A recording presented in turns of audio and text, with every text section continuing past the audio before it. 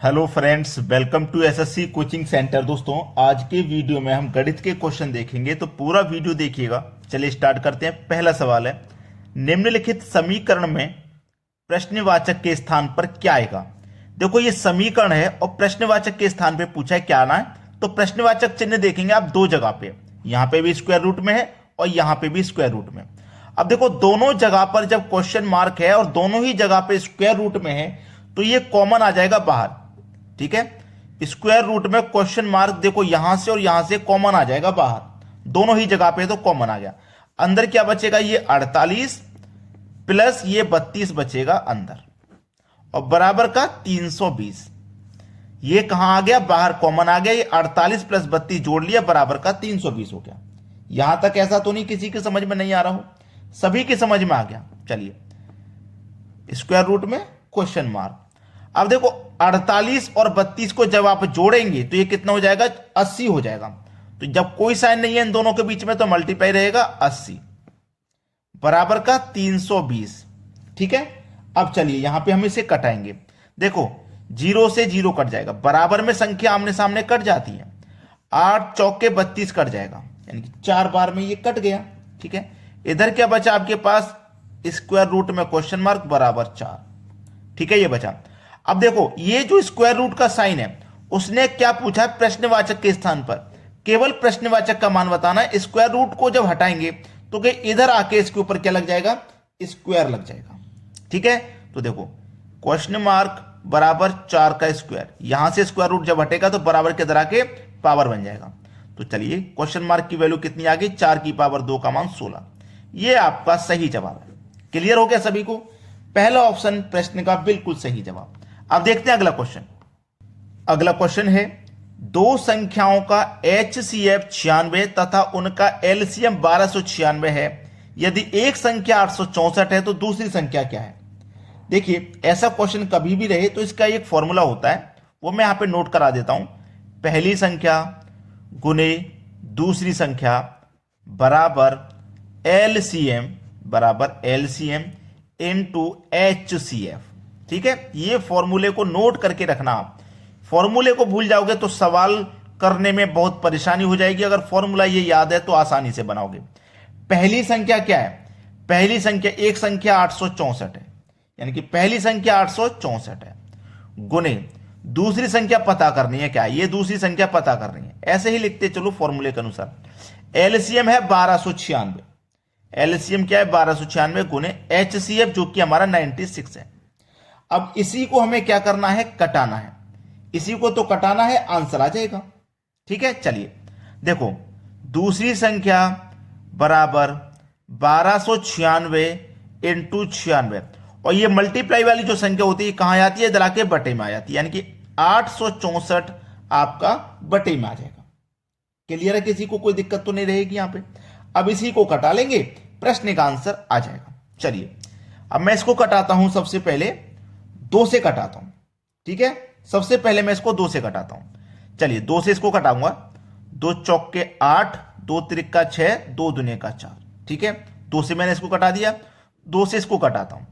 2 चौके 8, 1 बचेगा 16, 2 अट्ठे 16, यानी कि ये 48 बार में कट गया। 48 बार में ये कट गया ना। चलो फिर से कटा देंगे। देखो, 432 से ये कट जाएगा 1296, 432 से 1296 कट जाएगा। देखो, 400 का 3 गुना 1200 और 32 का 3 गुना 96। बात समझ में आ गई।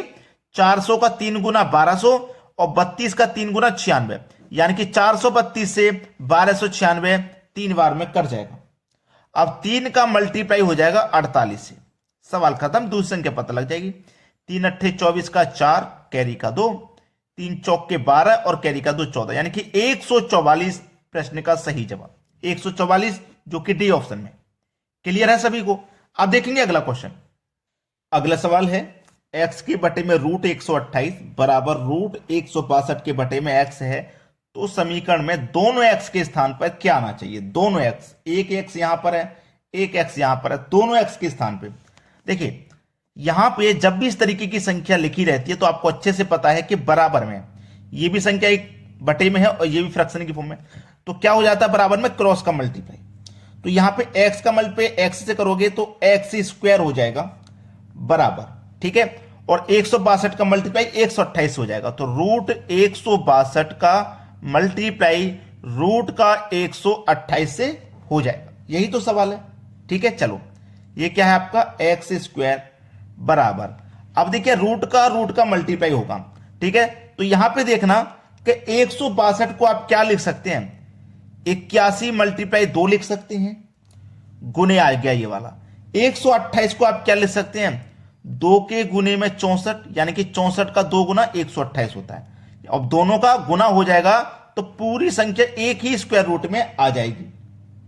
भाई देखो इसका भी मैंने 2 टुकड़ों में कर लिया, इसको भी 2 टुकड़ों में कर लिया। अब दोनों का मल्टीप्लाई हो रहा है ना, तो दोनों संख्या एक ही स्क्वायर रूट में आ जाएंगी।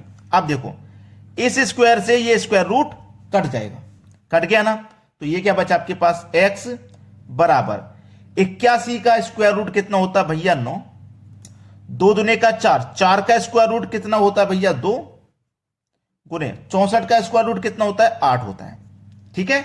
अब यहां पे सवाल खत्म, इन तीनों का आपस में मल्टीप्लाई x का मान आ गया, 9 दूने का 18, 18 का मल्टीप्लाई 8 से करोगे तो 144। यह हो जाएगा प्रश्न का सही जवाब, जो कि सी ऑप्शन में। क्लियर है सभी को आंसर। चलिए अब देखते हैं अगला प्रश्न। अगला प्रश्न है 18 आदमी एक काम को 7 दिनों में कर सकते हैं, तो 15 आदमी इस काम को कितने दिन में करेंगे। देखिए फॉर्मूला जो होता है m1 d1 बटे में w1 बराबर m2 d2 बटे में w2। m का मतलब होता है कितने व्यक्ति हैं काम करने वाले 18, कितना दिन ले रहे हैं, d का मतलब होता है दिन, 7 दिन ले रहे हैं। वर्ग की कितना है, एक काम करने का, तो बटे में 1 लिखिए चाहे मत लिखिए, बराबर बाद में कितने व्यक्ति हैं 15, इस काम को कितने दिन में करेंगे, यानी कि d2 पूछ रहा है, काम वही है 1, तो बटे में 1 लिखिए चाहे मत लिखिए। चलिए अब इसी को कटा लेंगे, आंसर आ जाएगा। चलो 3 से कटाऊंगा, 3 पंजे 15, 3 छिंग 18, 6 सत्ते 42, बराबर के इधर कितना है 5 गुने d2, यही तो है। अब देखो 5 से कटाऊंगा मैं, 5 अट्ठे 40, 2 बचेगा नहीं जाएगा 10.20 हो जाएगा, 5 चौके 20, यानी कि d2 की वैल्यू कितनी निकल गई 8.4। ये सवाल का सही जवाब 8.4, सी ऑप्शन बिल्कुल सही आंसर हो गया। अब देखते हैं अगला सवाल। अगला सवाल है 1200 के 5/8 का 74% क्या होगा। देखिए सवाल में पूछा है 1200 के का मतलब मल्टीप्लाई, 5/8 का मतलब मल्टीप्लाई, 74%, 74% परसेंट का मतलब बटे में 100 होता है। जहां पे का की के दिया गया होता है वहां उसका मतलब मल्टीप्लाई होता है इसमें, ठीक है। चलो 2 जीरो से ये 2 जीरो आपके कट गए, कट गए ना। अब मैं इसे कटाऊंगा, इसे कटाऊंगा, 4 से कट जाएगा 2 बार में, और 4 से कट जाएगा ये 3 बार में, ठीक है। 2 से कटाऊंगा 74 को, तो ये 37 बार में कट जाएगा। अब आपके पास 3 5 37, ये मल्टीप्लाई में है, 3 गुने 5 गुने 37, यही तो है। अब देखो पहले क्या करो, 5 का 37 से कर लो, ठीक है, 5 का 37 से कर लो, चाहे पहले कर लो, 3 पंजे 15, 15 का 37 से कर दो, 15 पंजे 75, 15 छिक्के 90, 15 सत्ते 105। अब देखो 105 का हमारा 5 आएगा, कैरी का कितना बचेगा 10, ठीक है। 15 त्रिक का 45, 45 में कैरी का 10 जोड़ देंगे तो 55, यानी कि 555 है सही जवाब, बी ऑप्शन बिल्कुल सही। अब देखते हैं अगला क्वेश्चन। अगला सवाल है निम्नलिखित में से 3.14 गुने 10 की पावर 6 के बराबर कौन सा है। ये जो 4 ऑप्शन है इनमें से कौन सा है। देखो मैं आपको एक तरीका बताता हूं इसको हल करने का, कि जब भी कभी 10 के ऊपर पावर होती है, जब भी कभी 10 के ऊपर पावर होती है तो क्या करते हैं, 10 के ऊपर पावर, जैसे 10 की पावर 2 है तो 10 की पावर 2 का मान कितना होता है 100, ठीक है। 10 की पावर 3 है, इसका मान कितना होता है 1000। क्लियर सभी को, यह बात तो आसानी से समझ में आ रही है। यानी कि 10 के ऊपर जब 2 पावर होती है तो उसके बाद में 2 जीरो होते हैं, 10 के ऊपर 3 पावर होती है तो बाद में 3 जीरो होते हैं। अगर 10 के बाद में 4 पावर हो, 10 के ऊपर 4, तो उसमें 4 जीरो होते हैं। ये बात आज आपको क्लियर हो गई है, तो सवाल तो इसका खत्म हो गया, आंसर आ गया। बस देखो कैसे आ गया, 3.14 गुने 10 की पावर 6 है, ठीक है। चलो 3.14 गुने, अब 10 की पावर 6 का मतलब क्या है, 6 जीरो, जैसे पावर 2 का मतलब 2 जीरो, 3 का मतलब 3 जीरो, 4 का मतलब 4 जीरो, ऐसे 10 की पावर 6 का मतलब 6 जीरो। तो एक के बाद में 6 जीरो, 1 2 3 4 5 6 जीरो। ठीक है, अब देखना ये दशमलव को मैं हटाऊंगा तो दशमलव के बाद में दशमलव के स्थान पर 1 आ जाएगा, दशमलव को हटाऊंगा, दशमलव के बाद में दो संख्या है तो यहां 2 जीरो आ जाएंगे। अब देखो 2 जीरो से सीधे सीधे ये 2 जीरो कट गए, अब इसका मल्टीप्लाई यहां हो जाएगा, यानी कि ये दशमलव तो हट गया, ये कितना हो गया 314। 314 का मल्टीप्लाई 1 से करेंगे तो 314 ही रहेगा, और 1 2 3 4 जीरो आ जाएंगे, 1 2 3 4। देखिए ये किस ऑप्शन में आंसर आपका मैच कर लीजिए, मुझे तो सी ऑप्शन में नजर आ रहा है, बस केवल यही आंसर है। अब देखते हैं अगला प्रश्न। अगला प्रश्न है 7,620 रुपए का ऋण 16.2/3% वार्षिक दर पर 3 वर्ष के लिए दिया गया। इस ऋण को 3 बराबर किस्तों में बांट दिया जाए तो प्रत्येक किस्त का मान बताइए। सबसे सरल तरीका होता है इन प्रश्न को करने का कि आपके पास जो रेट दिया गया है इसको ले लीजिए। अब रेट है आपके पास 16.2/3% का, यानी कि फ्रैक्शन में है। इसको कैसे देखिए सॉल्व करते हैं। 3 का मल्टीप्लाई 16 से करूंगा 48, 48 में 2 जोड़ूंगा 50 बटे में 3, और प्रतिशत का मतलब भी बटे में 100 होता है, तो 50 के बटे में 100, यानी कि यहां नीचे गुना में आ जाएगा, ये ऊपर 50 नीचे 300। ठीक है, जीरो से जीरो कैंसिल, 5 एकम 5, 5 छिक्के 30, 1/6 हो गया। अब 6 में क्या करेंगे, 1 जोड़ देंगे तो कितना हो जाएगा 7, 7 हो गया ना, ये 7 हो गया। अब देखो 7 से कौन सी संख्या कट रही है, अगर ऐसे ऑप्शन दिए गए हैं जो 7 से ज्यादा है, यानी कि 1 से ज्यादा ऑप्शन है जो 7 से कट रहे हैं, तो फिर क्या करेंगे 7 का स्क्वायर कर लेंगे। पहले 7 से कटा लो, 7 तिया 21, 4 बचेगा 44, नहीं कटेगा, नहीं कटेगा। 7 तिया 21, 7 चौके 28, 28 तक कट गया, 6 बचा, 6 में 3 लोग जोड़ देंगे 63, 7 से 9 बार में 63 कट जाएगा, इसका मतलब ये एक आंसर हो गया। 7 चौक 28, 4 बचेगा 46, 46 नहीं करता 7 से, 7 चौक 28, 5 बचेगा 58, 58 भी नहीं करता, यानी कि एक ही ऑप्शन तो है 7 से कटने वाला। सवाल खत्म। अगर 7 से नहीं कटे तो 7 का फिर स्क्वायर कर दीजिए, स्क्वायर से काट के देखेंगे सबसे आसान तरीका है या नहीं। चलिए अब देखते हैं एक और क्वेश्चन जिससे कि और अच्छे से क्लियर हो जाए। अब देखते हैं अगला सवाल। अगला सवाल है 1025 रुपए का ऋण 2 बराबर किस्तों में चुकाना है। यदि चक्रवृद्धि ब्याज की दर से 5% वार्षिक दर से हो तो प्रत्येक किस्त का मान बताओ। मैंने क्या बताया, आपको रेट लेना है, रेट से मतलब है, रेट है 5% का तो 5 लिखेंगे, परसेंट का मतलब बटे में 100, 5 एकम 5, 5 से 100 कट जाएगा, 20 बार में 1/20, 20 में 1 जोड़ देंगे तो कितना हो जाएगा 21 हो गया ना। अब पिछले क्वेश्चन में 7 आया था जोड़ के, तो 7 के फैक्टर नहीं हो सकते थे, लेकिन 21 के हो जाएंगे। ठीक है, 7 त्रिका 21 होता है।